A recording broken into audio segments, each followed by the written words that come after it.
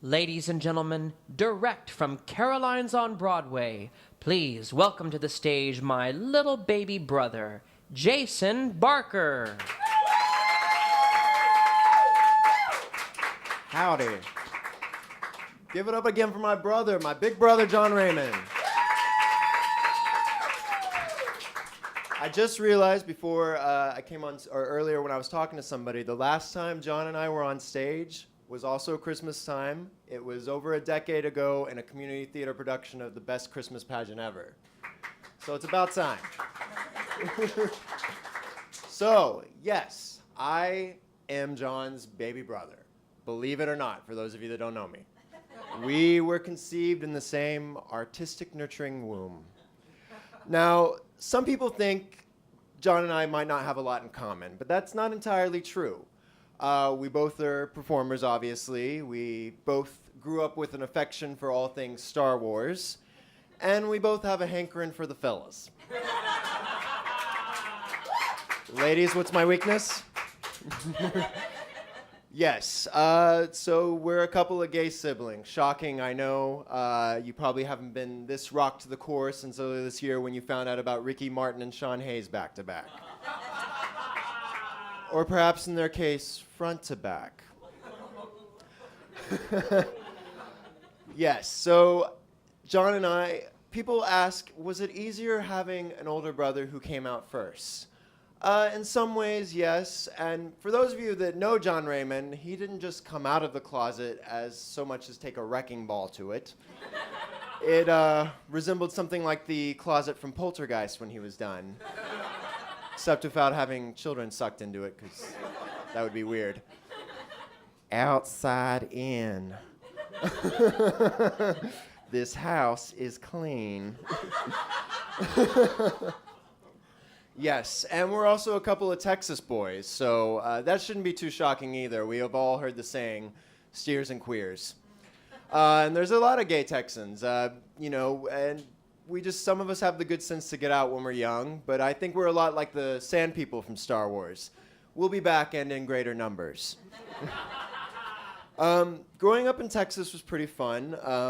There's a lot of misconceptions about Texas when talking to New Yorkers. I think they all think it's oil and cattle as far as the eye can see, which is okay because if you ask a Texan what they think New York is like, they say it's murders and rapes as far as the eye can see. Yeah, I don't think a lot of Texans would fit in here, especially the super Walmart crowd. I don't see them getting their rascals down those little bodega aisles. Excuse me, I seem to be stuck. A lot of people also ask if John and I got along growing up. Yes and no. I was the typical little brother, pestering him, destroying his things.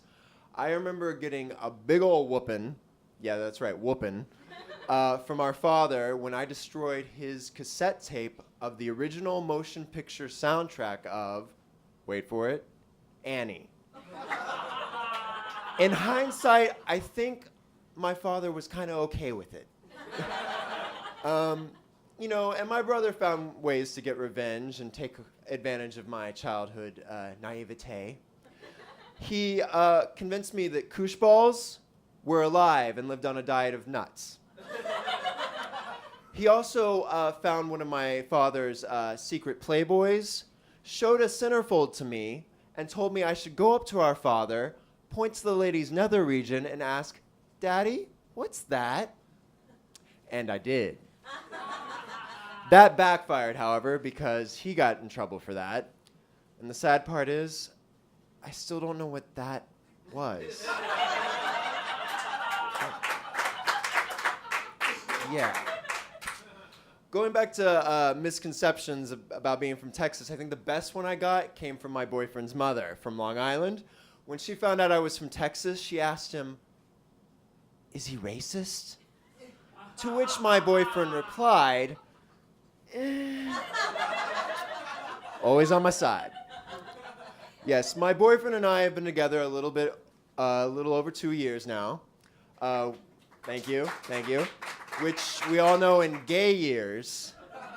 I think the most random analogy I can use is for those of you that have read or seen Chronicles of Narnia, for every 1 year that passes in the real hetero world, 1,000 pass in the gay Narnia world. Good, it wasn't too random. Yes, and as John talked about, we had a lot of family dinners growing up, and unfortunately, since we both moved to New York, we haven't been able to go home as much. But fortunately, I've been able to spend a lot of holiday dinners with Tim's family. Tim, my boyfriend, that is, who I'm gesturing, who's dying right now. Yes. Tim is Irish-Italian, so you can imagine.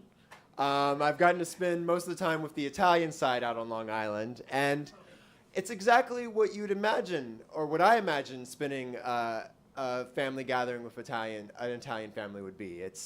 Everyone's very demure and reserved. No one raises their voice. No one gossips about family members that aren't there. And everyone eats like a bird. Yeah, right. The first holiday dinner I went to, I knew I was in for something because as an appetizer, before all the turkey and dressing and all the trimmings, was lasagna. I've always thought of lasagna as being quite the amuse-bouche. I watch Top Chef. Now, family dinners are important, and I'm very happy that I get to be included. One thing that I have mixed feelings about with regards to family, though, is family on Facebook.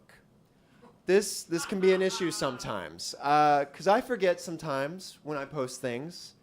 And, I post little quotes from things because, I just have that quirky sense of humor. And one time I posted a line that I liked from a Beastie Boys song, which is also a famous comic, whatever, I don't know who.